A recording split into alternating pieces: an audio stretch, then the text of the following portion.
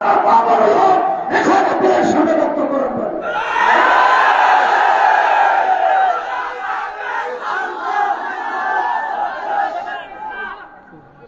عليكم ورحمة الله نحمد الله تعالى ونصلي على رسوله الكريم أما بعد أعوذ بالله من الشيطان الرجيم بسم الله الرحمن الرحيم إنما أشكو بثي وحزني إلى الله صدق الله العظيم আমির হেফাজত বাংলাদেশের আলেমকুল শিরোমণি এদেশের 18 কোটি তৌহিদি জনতার আধ্যাত্মিক রাহবার শাইখুল ইসলাম আল্লামা শাহ মুহিবুল্লাহ বাবুনগরী হাফিজাহুল্লাহ তাআলার আয়োজনে আজ আমাদেরকে এই সম্মাননা প্রদানের উপলক্ষে আয়োজিত সমাবেশে উপস্থিত হযরত উলামায়ে কেরাম, প্রাণপ্রিয় তৌহিদি জনতা, হেফাজতে ইসলাম বাংলাদেশের স্থানীয় ও প্রত্যন্ত অঞ্চল থেকে আগত আমার প্রাণপ্রিয় নেতাকর্মী ভাইয়েরা, সংক্ষিপ্ত কয়েকটি কথা।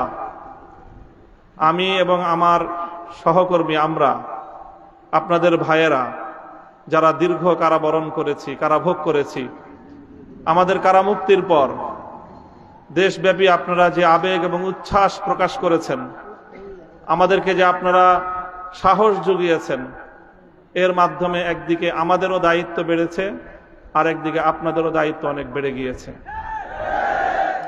প্রথমে আমি আমাদের দায়িত্বের কথাটা বলি। আলহামদুলিল্লাহ, আমাদের কষ্ট হয়েছে, আমরা এটা বলবো না যে জালিমের জিন্দানখানায় আমাদের কষ্ট হয়নি, তা নয়।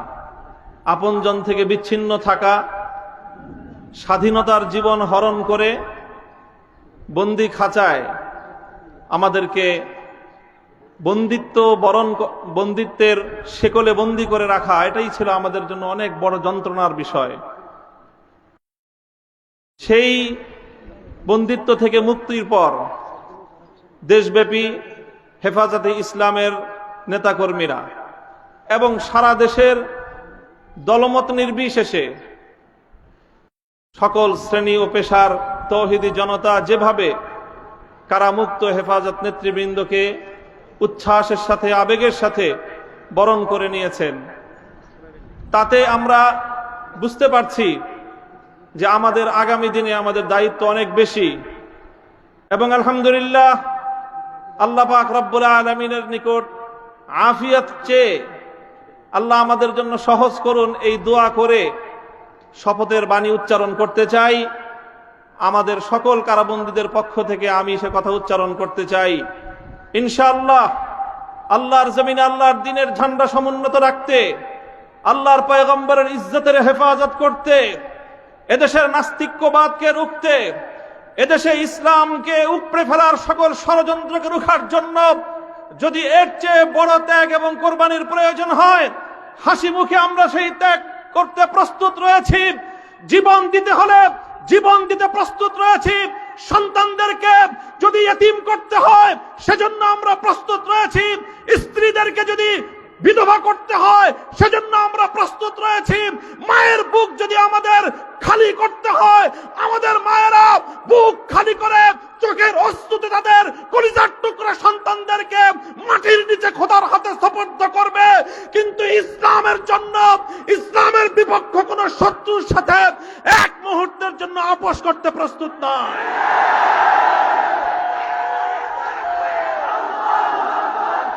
সময় কম, আমার স্পষ্ট পয়গাম, সব অন্যায়ের ক্ষমা রয়েছে, গাদ্দারি আর বিশ্বাসঘাতকতার কোনো ক্ষমা নাই।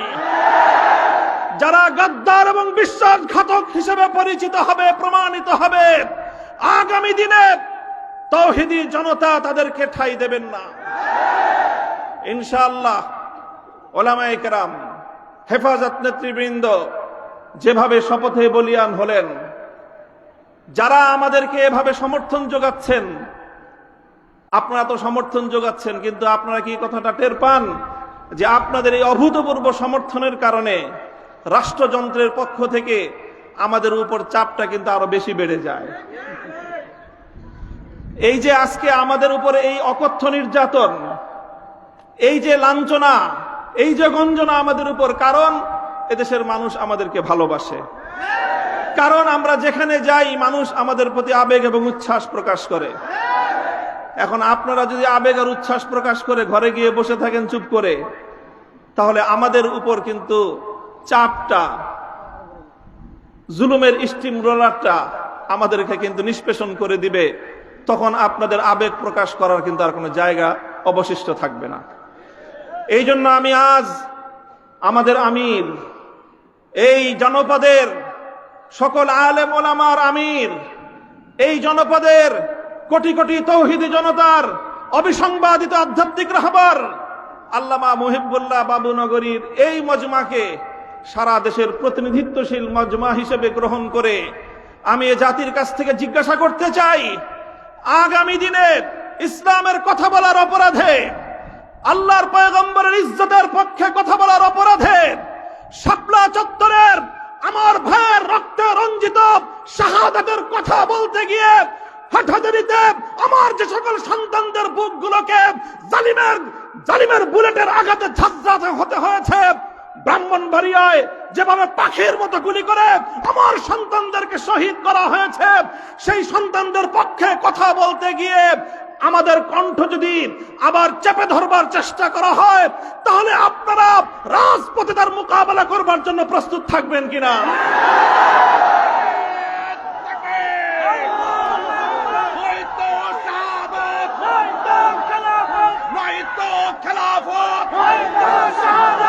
সংগ্রামী সাথী ও বন্ধুগণ, কথা দীর্ঘায়িত করার অবকাশ নেই।